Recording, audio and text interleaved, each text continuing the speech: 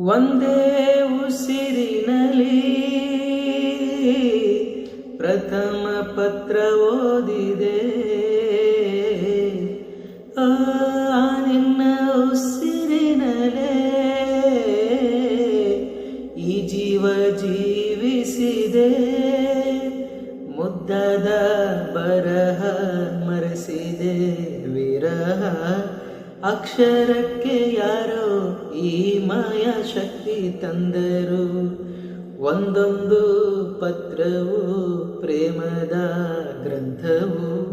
ಓಲೆಗಳಿಗ್ಯಾರೋ ಈ ರಾಯಭಾರ ತಂದರು. ಓಲೆಗಳ